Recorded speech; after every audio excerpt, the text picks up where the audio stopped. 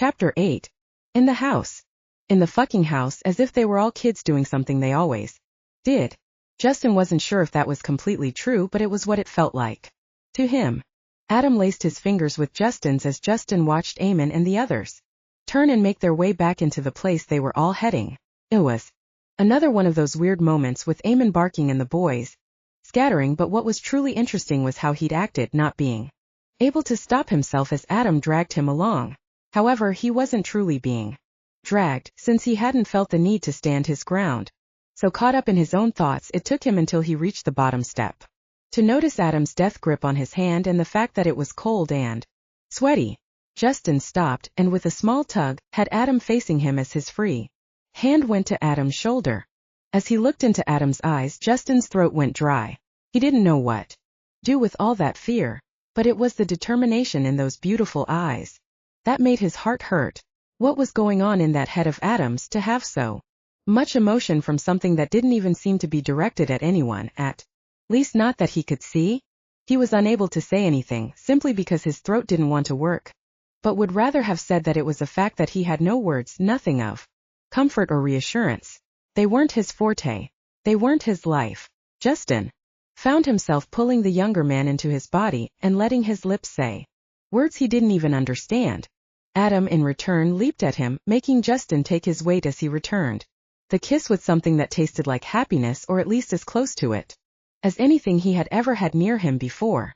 It didn't take long for Adam to pull back. This wasn't like the kiss they'd shared before. This wasn't mouth to mouth because Justin couldn't do anything else but kiss the man. This was deep, meaningful, even if he didn't know what that meaning was. Even if he didn't want to take a moment to figure it out. He wasn't stupid, just a coward. With a smile and a bounce in his step, Adam continued leading the way up the stairs, still attached to Justin with locked fingers that hadn't even taken a moment to break as they kissed. The rest of the journey happened without thought, and Justin found himself with his foot up, stepping into the cooler interior of the house, back to where he'd first walked in with Adam in his arms, bleeding. Wait, he'd forgotten everything. He'd forgotten that his lover had been injured, been fucking shot, and he'd not taken one simple moment to ask him if he was okay, not even fucking thought about it. About the fact that he might have needed someone to remember. This needs to stop, Eamon said sharply, making every thought in Justin's head stop. Hell, his feet did too, one inside the house, one out. The boss man was standing in the space between the lounge area and the dining room, his hands on his hips, looking around, but didn't seem like he could catch a thought. Justin had the same thought, Craig said, throwing him into the spotlight. Eamon's eyes flashed to him, taking him in, seeming to judge him in a second. And unlike the dismissing eyes he'd seen in other men who had such power, Eamon seemed to see something that mattered. Justin wasn't sure what, but he just understood the fact that when Eamon turned to Craig, he hadn't done it because Justin was beneath him. He'd done it because he needed more information, and Justin didn't have it, but he felt it, that link into the conversation he'd never had with any other person in his life. Justin swallowed down hard, coating his dry throat as he took in a huge breath. He wasn't going to ever admit had a hitch to it. He felt a sudden need to flee. It was as if someone had dropped down on one knee and he knew a ring was going to come out. Everyone did. The person standing was already starting to tear up. Emotions drifted around the room, clogging up the atmosphere, and all Justin wanted to do was pull out his gun and shoot one of the fuckers in the head, because he couldn't handle even being in the room with that much soppiness. He suddenly felt completely out of his depth, that he was needed more than he'd ever been needed before. Why did that fill him with so much terror? Maybe it was belated shock. Adam, the shooting, the need, wants, and thoughts that had made him find a way to fix things instead of just doing what he had to do, take checks and leave the rest to their own makings. He shifted away, turning his eyes so he was looking at the ground, feet filled. His view, fingers tightened around his, soft, a gentle grip, supportive. They started a trickle that calmed him, and suddenly Justin could breathe again. And what thought was that? Eamon asked. Justin's panic had only lasted less than a second. Stand and fight, Craig said, his back straightened, his head high. He was on board, wanting it all as much as Justin did, and from the flicker of his eyes to his boyfriend Phil, he probably had the same reason to want this to be over as much as Justin did. Shit. No, he wanted And how are we planning on doing that? Chris snapped from somewhere behind. Amen. Not we, Craig replied smoothly, a smile curling his lips. You guys won't even be here. And where the fuck will we be? Chris shot back, again rising up and walking. To stand just off to the side of his boyfriend, Eamon, arms crossed over his chest, thick red bands. Were they marks left over from the night before? Making it look all the more impressive. Werewolves, Craig said with that same smirk, as if a plan lingered just off script. So we will be there, Chris snapped, his face flushing a little. Technically, I suppose, Craig bushed off. Fucking hell, Phil. You need to take your man in hand before I take him out. Back and beat the fuck out of him. What? He looked around and so did Justin. All the boys, those he now realized were werewolves, were looking as if they wanted to help Chris with his beating. Craig threw up his hands. Oh, fuck off. You say that shit all the time and I think I've been really fucking good at not calling you guys what I used to. What? Like calling us dog? Chris snarled the last word. That was Dan and Craig threw up his hands. I ain't going to win this argument. I can't help my past. I can't help where I came from or whom I'm going to run into and what I'm going to need to do and say to keep you all safe. Why the fuck is it even being questioned now? Because now you're trying to get us to go to fucking war for you. To kill people for you. Chris yelled across the room, spitting anger as if he were throwing knives. The words seemed to startle everyone. Justin watched, enchanted by the play of the men in the room, mainly Chris, who was clearly worried about his brothers and himself when they'd be in werewolf form. Justin had seen men like that. They would kill anyone without hesitation that got in their fucking way. However, he'd never thought about what the person behind that beast would have to say about it. Would they remember when they came back to themselves? The worst thing was, something was underlying those words, something dark and twisted, and if Justin had to guess, it had to do with something to do with waking up to blood and death. He understood what that felt like, even if he'd taken that path, embraced that world, and made money for the trouble. But his hand, linked with Adam's, came up to rest against his heart, comforting himself while reassuring Adam. Justin's thumb rubbed against the working class knuckles, trying to soothe him in a way he'd never done before. Hell, he'd never tried to soothe anyone before. He'd never had a reason to. Was unnerving how much that simple movement made him feel, as if maybe the simplicity of action of a touch actually meant something, actually helped. He had a moment to wish he'd realized that before he hit 30. Craig started, his eyes dancing from Phil, who sat on the lounge. Craig was standing behind, to Chris. I didn't mean. Who were you thinking would be behind the guns, Craig? Eamon asked, his voice smooth, not taking a side.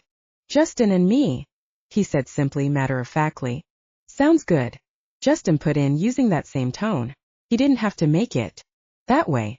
Just came out. Killers. It was one of those professions people thought someone was natural at, or that they were without conscience, but it wasn't true, not always. Justin had laid out his first kill. It was simple, easy, maybe a little too much, and because of those thoughts his gut had hurt for months after, as he saw flashes of his kill every time he closed his eyes. He'd pissed buckets as he waited for the cops to show up and take him away. It hadn't been that bad an option, in his opinion. The guy he'd killed needed to die, and yet it hadn't been his decision or some other holier-than-thou. People who thought they were better than everyone else liked to say. Justin might not have had a right, but if he hadn't stopped the bastard. He swallowed hard, trying to push down the memories with the bile. He wasn't sure why he was thinking this, but it probably had something to do with a kid who was holding onto his hand as if he didn't want to let Justin go. The utter relief from no one catching him had been his downfall. He'd gotten cocky, arrogant in the fact that he could do this one thing and no one would ever know. His second kill hadn't been that much easier. Oh yeah, the adrenaline kicked up high, and it had stayed with him as the days passed. It had been a stronger kick when the arsehole's picture had flashed onto the television, his body pulled from Darling Harbor, along with all the other rubbish littering the water. His heart had stopped the first time he'd seen it. Just the picture of the dead guy's ugly mug, a description and a plea for answers by people who wanted their 15 minutes of fame over the loss of a brother, sister, son. They couldn't give two fucks about until the moment cameras were shoved in their faces. He'd gotten away with that one as well, and it hadn't been hard. The arse had. So many enemies, so many people willing to piss on his fucking grave that Justin had been a blimp, but like the first kill, this one had been revenge. He craved the rush. The old man, Jex's dad, had been the one to find him. It hadn't been long after his second kill, as things like that generally tumbled quickly. He was an addict, his rush, the adrenaline that flooded his veins, not so much as the moment happened, but as he waited for the cops to come calling, and then that sweet shift as the fear and worry left him.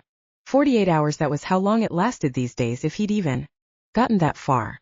Because after that, it was unlikely they'd ever link him. And he knew, depressingly so, that they wouldn't find anything, not anything he hadn't wanted them to find. Now it was just a job. It had been that way for a while, and as soon as he'd fallen into that position, he'd been able to gather a warrior's outlook on how life and death worked. He much preferred it on the life side, but didn't have high hope of seeing old age. Chapter 9. Adam needed to sit down. He'd been standing so still, his arms and legs were starting to cramp. His fingers, the ones that were holding onto Justin, were trying to dig their way into the flesh, trying to grab hold of bones and hold on for the rest of his life. Adam could already feel the shiny reality of love deep inside. He could already feel the connection so strong he would die if he didn't get to keep Justin, let alone what it would be like if the man chose to walk away. This feeling had only come around once before.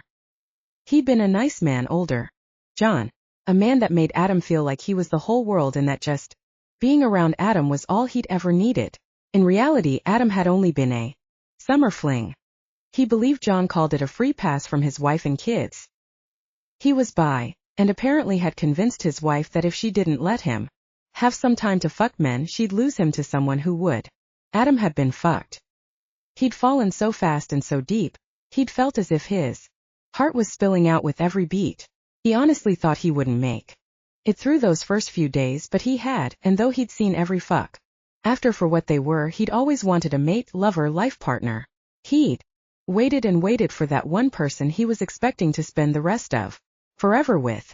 And here he was, standing next to Adam, his fingers still twined.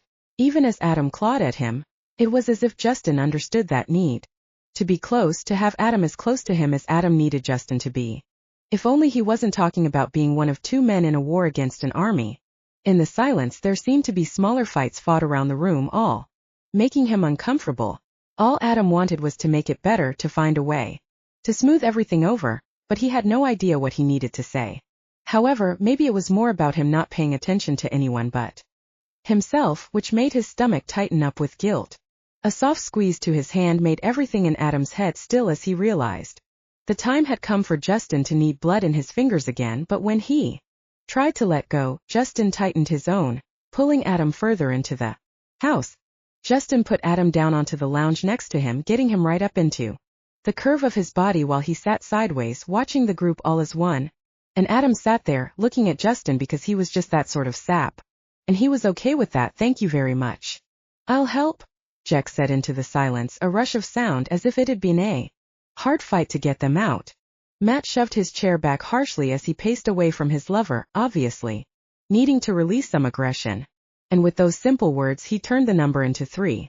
Didn't make Adam feel any better. See, no one's asking you guys to do anything, Craig said. Course not, Chris added. Hard sarcasm laced his tone. But let's face it. We aren't going to be able to stop it, are we? Our mates are going to be in danger. I don't see that being a problem. Craig spoke softly, eyes very tellingly, not flickering towards Phil. And what do you have planned for us? Phil asked. His tone made Adam smirk as a little song sang in his head. Craig's in trouble. Absolutely nothing, Craig said, his face turning to Phil. This meant Adam got to see the look that passed between them like a fight, lingering between the lines. It was a bad one, and the mood wasn't getting better with the topic at hand. Adam could see that. He could also see the steam coming out Phil's ears, nearly hear them whistle with anger. He didn't think they'd break, but they were definitely heading hard towards a collision. Adam had tried to keep out of their trouble, even as he sat down cuddling with James and Chris watching some bullshit on the telly. However, like everyone in the house that day, they hadn't been able to stop listening. It had been the first fight between mates, and he believed for a lot of them a reality check. That there wasn't anything different between being mated and being married. Not in Adam's eyes, at least. His parents had gone at it as if they were trying to rip each other apart with words. They had been cruel and they had been physically aggressive across the room. It had scared Adam when he was younger, thinking they were going to hurt each other, but all his worry had been laughed at, not only by his brothers, but his father and mother as well. As he'd grown older, he had just gathered he was the black sheep, only his deformity came with actually showing he cared about someone else. It had all been a big flashbang of rightness when he'd realized he was gay. When the words got put in his mouth, understanding, enlightenment. He wasn't like his family, not the ones that birthed him, but like the ones he chose to hold close to his hearts. The people that needed him, allowed him to care, to worry, and to be there for them when they needed him. Those who stood around him now were his family, and one of the newer members was going off to war, and he was dragging Adam's mate along with him. Adam didn't like this. He didn't want his mate to leave him. It was as if the possibility of his mate going off without him, off towards something he did every day, was like he was going to lose his mate before he had him. A mate that was most definitely not going to walk away from him. A man he was destined to love, and had started to fall for as soon as he understood what Justin was to him. Adam lost his thoughts. He wasn't particularly sure he was making any sense. Anyway, so it was obviously for the best. His body slumped slightly in his chair, his fingers cramping from staying in the same position for too long, but Adam wasn't going to be letting go of Justin's hand anytime soon, not if it ended up being the last time he got to hold him. Because once the fight was over, and there was nothing left to hold Justin here, he'd leave, maybe as soon as the last body dropped. Hair rippled under his skin in response to his thoughts.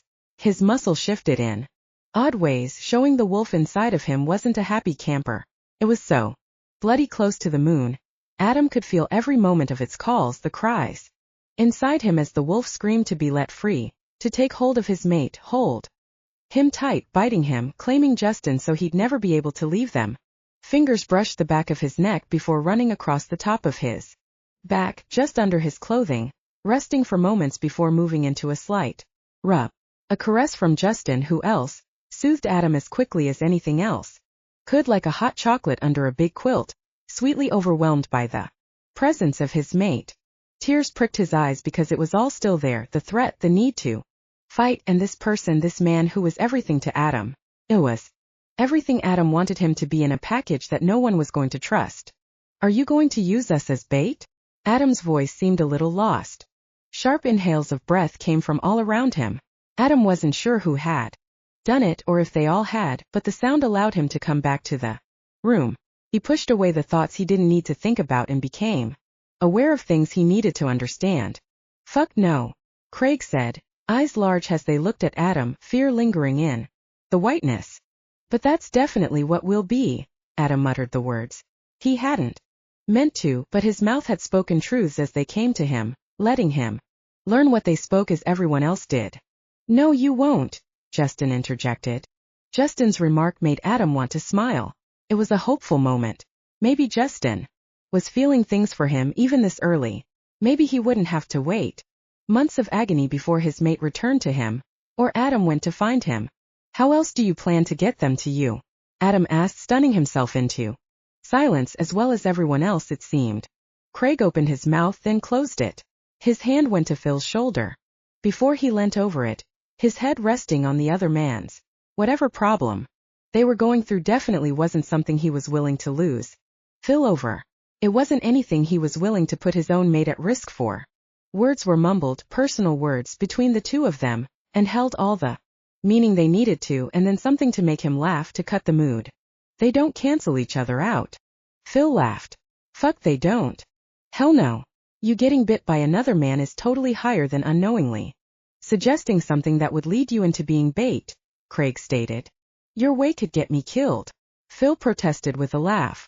Everyone in the room knew nothing would get Phil killed, not with Craig watching over him. Hurt maybe, because as Craig said, shit happens, but not killed. Yours could get someone else killed, much worse. Craig snapped back. Oh, fuck off. Phil again, working up a good steam. Boys, as fun as this is to watch, can we move this along? Eamon said, his own fingers protectively around the back of Chris' neck. Sure, Craig said. I think Justin is right. We need to fight. We need to protect our own, and at the moment one of own is sitting in a cabin protected by an old witch of a woman who could have been just that. In that cabin lies information that would be very helpful to you all, but even more, the building holds secrets my father will do just about anything to get. So I believe we act now. If we choose to stand now and fight, we won't get a better chance. Eamon hummed. Sounds good to me, said Jex, much to Matt's growling. Sounds like fun, Justin put in. Justin's statement made Adam swallow hard, but he wasn't going to add his own worry. He couldn't, not without knowing Justin, not without understating the man's pride. And this battle. Do we need to do anything now, or can we continue? Breakfast. Since we set up the sensors around the cabin, we should be fine. They all have a destruction mode to them, Justin said. Really? Chris replied, excited for the first time since this whole thing was brought up. They blow up too? Yep. Just that simple. For Justin, maybe it was, all I gotta do is press a button and they become a mine. Or I can press another and up they blow. That's fucking awesome. I didn't know a weapon like that existed. Of course, that is, if you know the right people. I got mine from a dude who is an email away from being a terrorist. He's a fucking genius and loves to tinker. He the one who made your car? Brad asked. Justin looked over at him. Yep. No wonder it didn't go up as it should have. It's still there, right? Justin asked, shifting onto the edge of the seat. Brad nodded, to Justin's relief.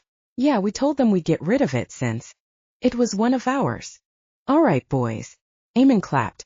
Let's eat. It almost seemed as if he wanted the idea to disappear, maybe even needed a moment to digest what was about to happen. Adam settled back as everyone started moving, getting food onto a plate, chairs scraping as men sat. It was not so much awkward, but definitely like a dream, too many minds trying to think of something to say and coming up empty. Chapter 11.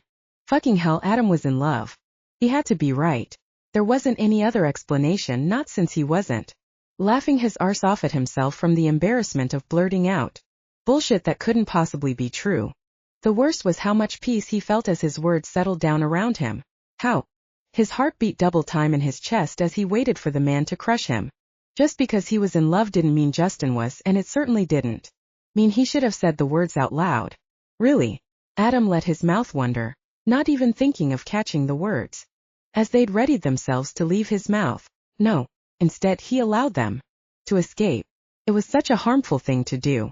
So self-destructive. He should start thinking about seeing a shrink.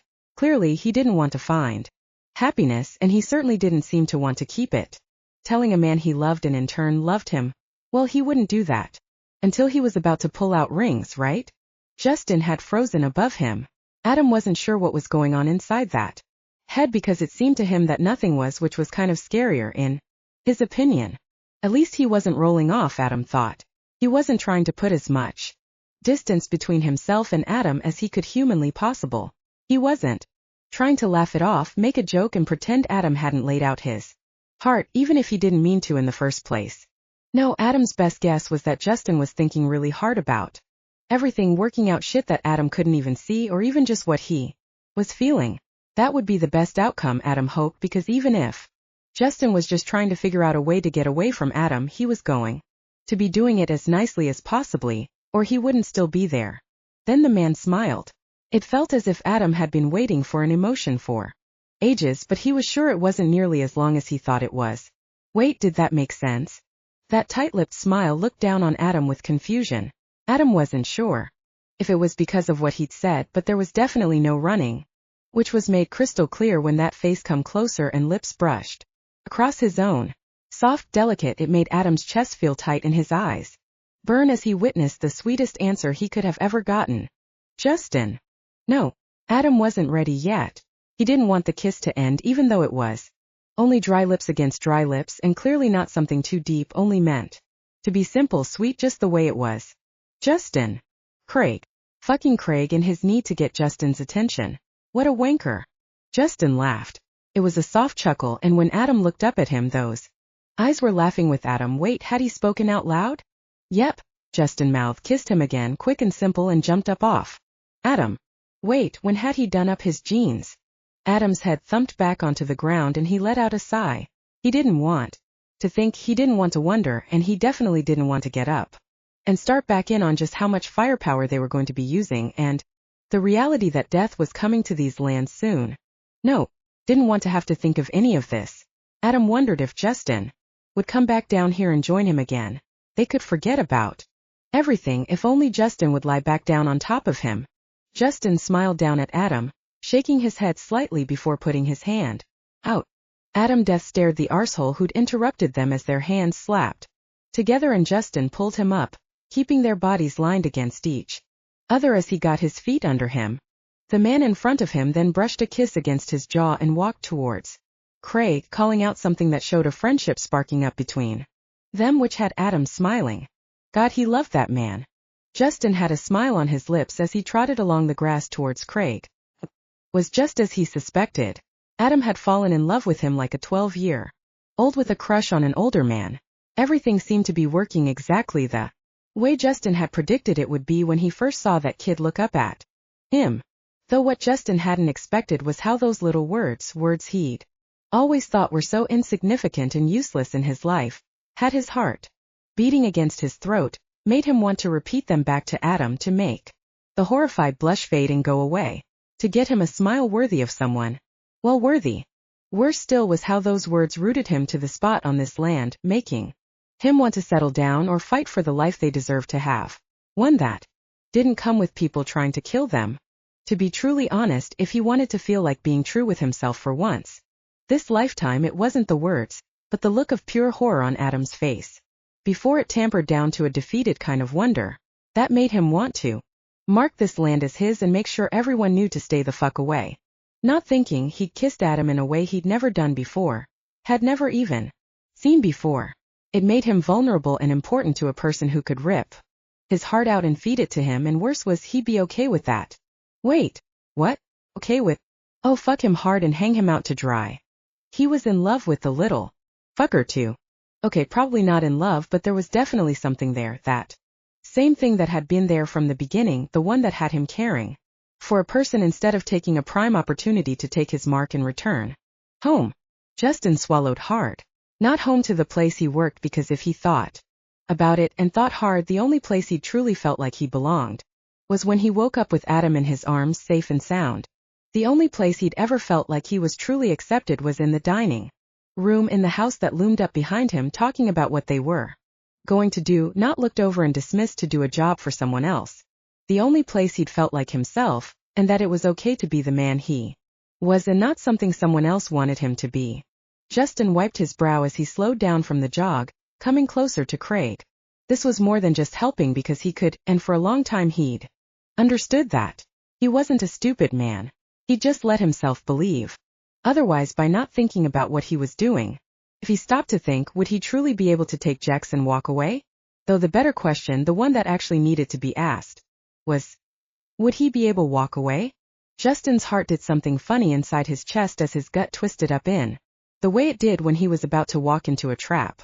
Only this time it was screaming that leaving was the wrong choice. So, did that mean he was going to stay? Even more, hadn't he already pretty much concluded on that matter anyway? Hadn't he come to terms with the answer he'd never realized he'd made? Wasn't this just show ponying about, pretending that he wasn't caving like the little bitch he was? You all right, dude? Craig asked, making Justin realize he'd actually made it to the man and had been standing in front of him for a while without saying a word. Hell, more like spaced out, which should have told him how bad the idea of being with Adam was. It's not a bad decision, Craig said, slapping him on the back. Huh. You think I don't know what you're thinking? Craig laughed hard, his arm settling across Justin's shoulders as he started moving them towards the trees, towards their goal. It happened to be one more perimeter sweep before they headed in for dinner. Yeah, Justin muttered, shifting Craig's arm off him. All's fair and all right. Something like that, Craig mumbled as they reached their first checkpoint. The thing is, I do know what you're going through. Nah, mate, yours was probably worse, Justin said as he lifted himself into the tree, making sure to do it roughly and sloppily. Who knew how things were going to go down, and he needed to make sure the gun wouldn't fall off in a rush. Craig huffed a laugh. Yeah, okay, so my problem was the werewolf, but what I'm trying to say is life isn't meant to be lived hard and fast. It's got to have some stillness to it. Maybe. Craig shrugged. You particularly want to die in a year or two. Or you're just used to the time limit, realize the truth of it, and are okay that it's probably going to happen. Probably the second, Justin said. And it's got nothing to do with that. Shit. I'm not scared of leaving my old life. If that's what I've been living. What's the problem then? Boss will come find you. Nah, he doesn't give two shits about me. Like, yeah, maybe he'll get someone else to come for Jex, but it'll be a long time coming. Craig nodded. Sounds like a stellar dude. He wasn't too bad, just wanted a son more like him than Jex's bitch of a mother, which is what he knows he's got. The thing is though, Jex's mom. Justin looked out into the tree, remembering the spitfire of a woman that had birthed that kid. She was a black widow. If it weren't for the fact that she got busted killing a mark just after Jex's 7th birthday, then she'd have killed off the boss just for his title. Yeah, I'm not sure what he told Jex, but that woman, she was quiet, small, and she would kill with a viciousness that was beyond anything I've seen. It's one of those big-headed male things, I think, that makes the boss not see that his son's probably more killer than he could ever be. Hell, I thank the gods he held onto that heart of his, because he would have been a scary man if he lost it. Huh. Craig scratched his neck. Made you uncomfortable now? Nah, Craig murmured, pulling away from the tree. You finished with this one? Yep, let's hope the fuckers come to it. Justin smiled. He and Craig had 3 plans running, only one of them known by the rest the house, the other 2 just specials created by Jex, Craig, and himself. I ain't worried, Craig said after a while. More curious, I guess. I've lived with Jex. I know he won't hurt anyone, at least not any of us. Justin nodded. I've never seen him attack anyone that hadn't come at him first. His dad didn't really teach him anything but how to hold a weapon, which sucks because most of the time you're kidnapped you generally don't have those things. So you're saying Jex needs hand-to-hand training? Justin shrugged. It definitely wouldn't hurt, though I think that for everyone. Another nod. I've been thinking about that lately. I want to maybe start up a class, get all the boys up on at least pro-level self-defense. I'm in, Justin said, getting a large smile from Craig and a pat on the shoulder. So maybe he'd made up his mind. Chapter 12. The first scream of the night flapped and lifted into the sky like a flock of birds being startled, loud and heartfelt, dripping with the pain that caused the man to yell in the first place. The battle had begun. Justin had been lying in the grass along the top hill, the one holding the house, hidden in the deep shadow cast down by the bright moon. They'd found themselves in one of those horror movie nights, the moon bright, hanging low in the sky, bringing light to every corner it touched. The wind settled and the world was silent except for the howls that had rung against the night an hour earlier. Craig said it wouldn't take longer. Apparently they were in a rush or stupid. Justin wasn't sure which one had them trying to sneak up to the cabin. Rushing was for fools, and apparently this group had a lot of them. Justin smiled. Daniel and Jean had joined them halfway through dinner because Jean couldn't be there when he shifted and needed the fuel for the big night to come, but they had decided that Dan should end up back in the cabin, last line of defense. And all that. Eamon was joining him, a point they had argued about for longer than necessary. Tim was the one who made the stubborn man realize none of them would be safe if something were to happen to Eamon. Tim was with them both, wanting to be close to the action and scared because they knew who he was, that he'd become a target and he couldn't put his parents through that, though Justin knew it was more about him than anyone else. Not that he could fault the dude for it. He knew what it was like for a normal person held captive, and the nightmares that would follow. It wasn't that he'd gone through it, but he'd put others in similar situations, and he'd seen them years later, still scared of shadows and men they didn't know. Tim was the one who ultimately made Eamon nod and follow along after the other 2 men. He could see the fear and the need for reassurance from someone whose opinion held meaning. It didn't take long for the world to settle again. Justin wasn't surprised. He knew whom he was up against. It was time for some big game hunting. Rolling out from the patch of grass he'd settled himself in, he picked up his spent brass and went on rolling down the hill. He'd made the shot. He'd started the fight. Making it to the bottom of the small incline, he got his feet under him and headed off into the trees, his mind forced on one thing and one thing only. They need to get this done quickly before the werewolves made the wide sweep and headed back to them. Craig had told him how they worked as werewolves and the patterns the boys took every moon. It was said softly when they had been double-checking everything because they didn't know that Craig had taken many notes on their behavior. It wasn't really his fault if one thought about it. More habit and the need to protect because Craig had done it out of love and safety, which was the only reason he told Justin what their patterns normally were. Even though he could tell the guy left huge chunks of it out, Justin didn't mind, mostly because he didn't care. Up in the tree, the floodlights had already switched on, lighting up in a strobe effect for 2 minutes after the first man hit the perimeter. It was to confuse them and allow Craig, Justin, and Jex to know they needed to come in closer. That's how they worked it, take the fight to the cabin. They may not have been using the werewolves as bait, but that was because they weren't the reason these men were here, not this time. Justin was in the tree, straddling the branch as his gaze focused to aim. His finger pulled the trigger when he had what he needed, and the bullet rapidly shot forward, landing in one of the men's shoulders, cracking the bone and turning him around as he fell onto the ground. Agony a song on the breeze. At the same time, Craig and Jex would have taken out a few of the stragglers. The night fell again. It was darker than before, eyes needing a beat or two to get used to it before they could begin to see. Blinded, Justin was already on the move. He knew where he was going and needed to get there before the shock wore off. He was the furthest from the battle, and probably the only one that wouldn't hesitate to kill. He knew Craig was going up against his family, his old man, and that took a lot of nerve to pull off no matter how much he hated the man. The same blood ran through their veins, making it nearly impossible to pull the trigger. Jex was a sweet soul with a nasty bite. Bites were only good when there was something to trigger them. Yeah, people shooting or trying to kill you was definitely a trigger, but a person had to get to that point first, and that could be dangerous, especially when the person on the other side of the gun was better at killing.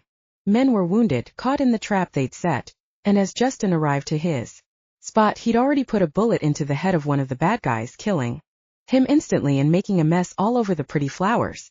The cottage was in disarray, the perfection of it all ruined by a second round of gunfight and blood. A man screamed, running off, most likely back in the direction he'd come. Justin didn't watch. He wouldn't be trouble.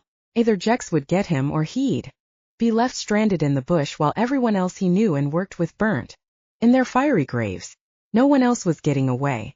This was it, the end, and Justin would hunt each man down this night if he had to. There was no way Adam was living through another day with this hanging over his head. Son, one of the solid men said, clearly the leader. He stood up high, his back straight, looking at Craig as if he'd rather be pissing on the kid than talking to him. Justin didn't like the look, but it wasn't his battle. It didn't have anything to do with him. He'd already dealt with his own deadbeat father, which was enough for one lifetime. Oh, so now I'm son, Craig said, teenage attitude dripping from his words. Maybe it would fool his old man while Craig stayed strong. Justin saw that look in his own reflection. Craig wanted nothing more than to end the man's life. He just had to work up the courage. No, that wasn't fair. It wasn't courage. It was talking the humanity down. It was about being able to live with becoming that bad a person, a type of person that finds it okay to kill his own father. The man whose DNA ran through his veins and the one that raised him. Though Justin knew that Craig was aware. Justin would have killed him in an instant if he'd been given the opening. It took a lot more for a son to do the same thing. Everyone stood still, waiting, watching, knowing that someone was going to die. Most knew it was going to be them, but men like this, soldiers to the cause, whatever their cause might be, knew the ultimate goal when they went into the battle. They knew they might not see the next day. They made that sacrifice with a vow, one that was all about taking as many people down with them as possible, leaving the ground they died on littered with their enemy. It didn't matter which side of the fence one stood on. It was the same, and even if a person was on the side of evil, they didn't think themselves that. No, they were fighters of the cause of whatever they stood behind. The other side was the enemy's. How did he know this? Because he stood there, gun up, vowing the same fucking thing if it was to come down to it. Like most of the men here, he didn't want to come out the loser. He was willing to sacrifice himself for what he believed in, for what had brought him here in the first place. A scream sounded in the distance, the runner dying quickly, and then the growls. Fuck. Craig's old man spat. You hear that, boy? He snarled at his son. That's the sound of death. Move aside, we both know you aren't man enough to kill me. Aren't I, old man? The gun sounded before the bloodshed began. The battle was quick. They had all been a little distracted by each other for anyone really to put up a battle. A werewolf in its horror sequence gore ran into the group of men. Teeth, claws, feet, and blood sliced against each other, marking the land and beast, slashing the rest of them as more turned up, then standing on the outer edge, panting and growling but ultimately watching as one werewolf went nuts, killing everything in its path and then doubling back to make sure he hadn't missed anything. Justin wasn't sure who it was. He hadn't seen them change, at least not up close. Hell, he couldn't even tell if it was Adam or not, although he dearly hoped not. He didn't think his man would be able to deal with the aftermath of this killing spree. The grunts ended and the werewolf stood up, growling around in circles, looking for more victims before settling on Jex. It took a step forward, its snout and claws dripping with blood. Bloodlust shadowed its eyes, making it look like a thing of true horror that Justin hadn't seen for a long time, maybe not even as a man but as a child, when a shadow across the room would be his worst nightmare, all there alone in his room with him. Another step and the werewolves came forward, shifting themselves in front of Jex, Craig, and himself, making themselves a wall between the crazy and the. A loud growl answered the move and then a bang of a door. Enough! Eamon's voice rang like a bell across the land. The wolf looked at him, standing there in the middle of the circle, only a hand stretch away from the werewolf in the middle. I said enough, Jake. Eamon's voice was softer, more caring, and then demanding. You did well. Thank you. The wolf growled low, a morsel of sound before he threw back his head and howled. It was breathtaking. A chorus sounded after him, ringing against the darkness and the blood, connecting them. Justin was sure. At least that was what it felt like to him. Connection. It was beautiful.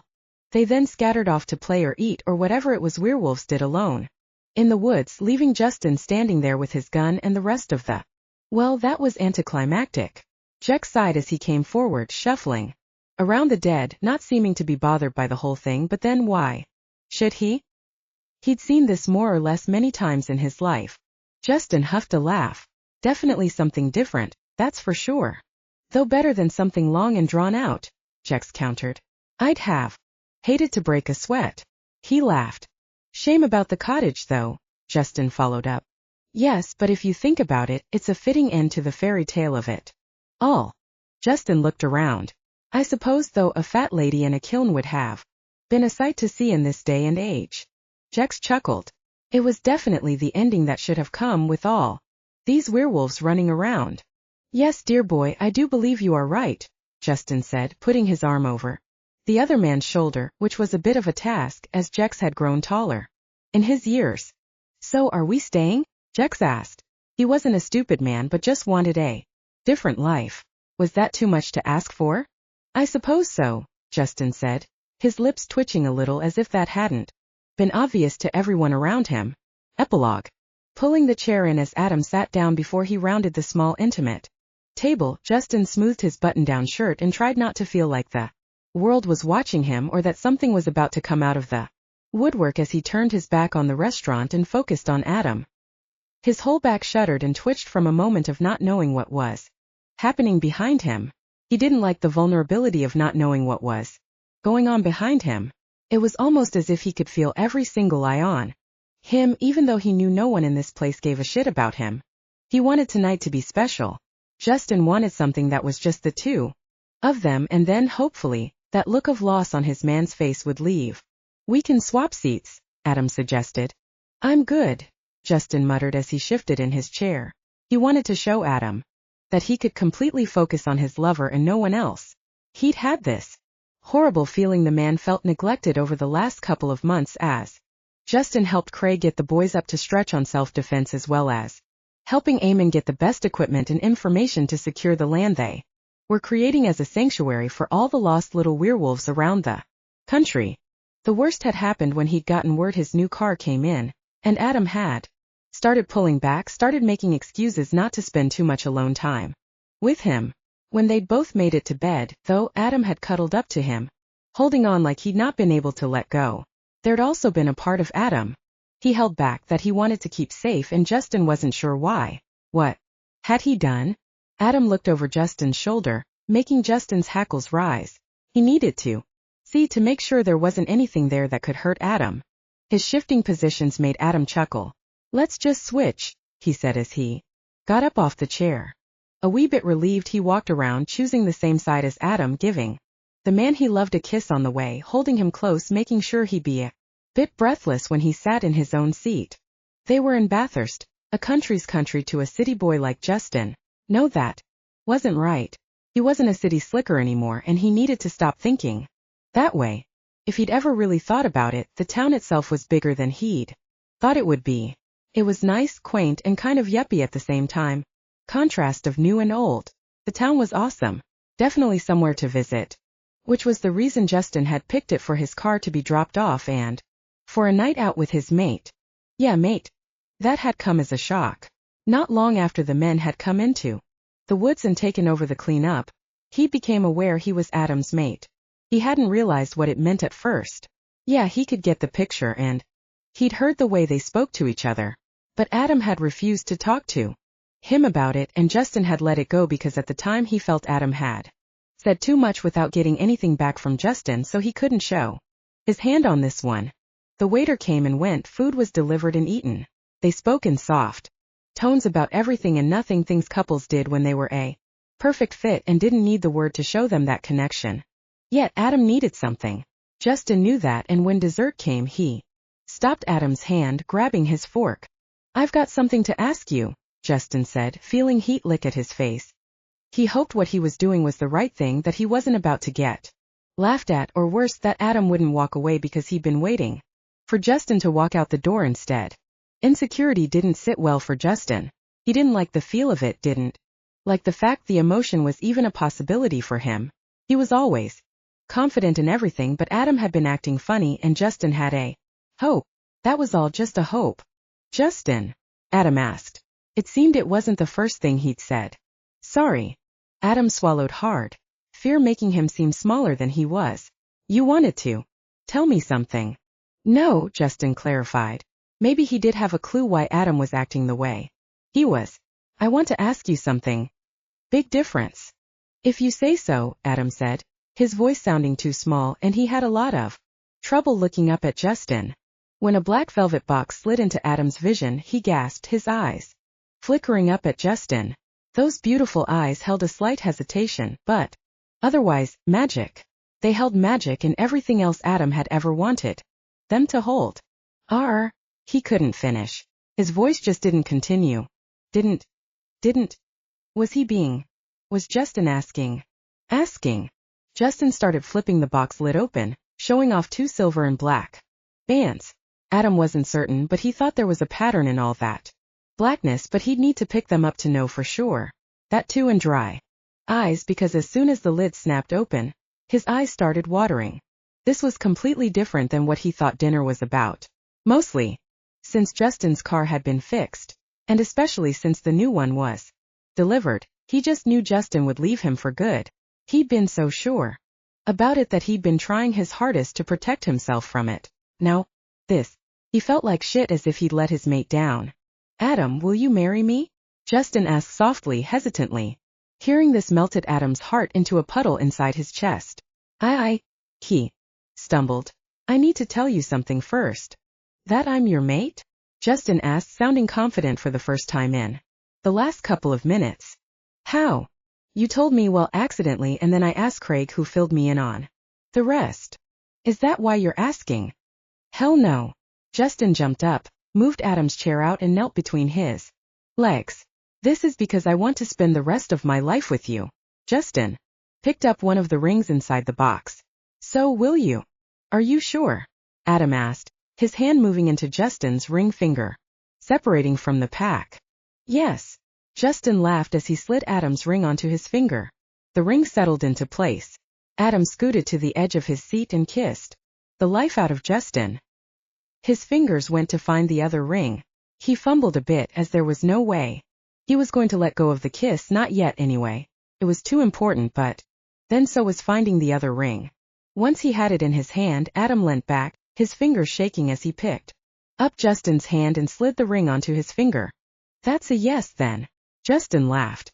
It was light and full of a happiness Adam had never seen in the other man. but hoped he'd always get to hold on to. Yeah. He also laughed, his arms around Justin's neck, leaning towards him, searching for another kiss. It's a yes. They kissed again and then Justin was back in his seat and they were eating dessert as if his world hadn't just been completed, hadn't become everything he'd always wanted it to be. Eamon looked around the land he knew they owned. It wasn't just his anymore. Hell, it had never been his to begin with. Men littered the area under him, little ants doing what they always did. They were building fast, mostly because Eamon had money to back him and the weather had been good to them, dry and easy to read. They'd already placed 6 of the 12 cabins into the woods around the house he and Daniel owned, which backed right into National Forest. They owned a lot. Each cabin had been pre-made and designed. All that the men needed to do was clear the small area and place the cabins where Eamon plotted before, connecting the water and electricity they'd put through the property 5 days before the trucks had turned up. They'd used wood from the area they lived on, and they looked wonderful. Eamon knew it would mix back into the forest quickly, which was what they hoped. Not so that they were hidden, but so he wasn't ruining the nature of the land they owned. He loved it here in this town with these men, but he also needed to help people. It was the reason he'd gotten into psychology, that need to make what was broken fixed, to help people manage their own emotions and their own lives better. This was a step in that direction. He had the lands, he had a safe place for people so his boys can come and be safe, even for a little time, at least a moment before they went back to their lives. Eamon wanted to make sure what had happened to his boys didn't happen to anyone else. He wanted to make sure werewolves would have a safe and sound place to rest and be themselves. There were plans at the start to have a bunkhouse for those who needed to place to stay.